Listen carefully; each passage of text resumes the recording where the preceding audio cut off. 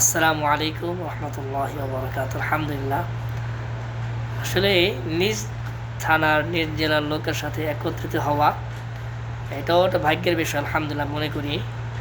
আর যদি সেটা মোহাব্বতের লোকজন হয় তাহলে তো আল হুব্বু ফিল্লাহ আল বুগদু ফিল্লাহ।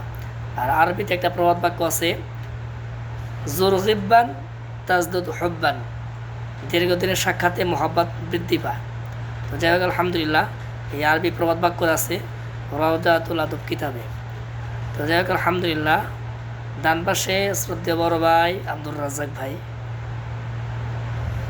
বাম পাশে হাফেজ রাসেল আহমদ অত্যন্ত মহব্বতের মানুষ, আর স্নেহের ছোট ভাই হাফেজ নাইমুর রহমান।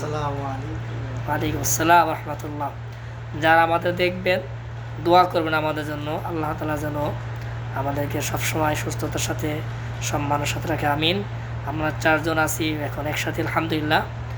তো দোয়া চাই। সর্বোপরি কথা হচ্ছে আমরা মানিকগঞ্জের 3 মানিক একসাথে আলহামদুলিল্লাহ।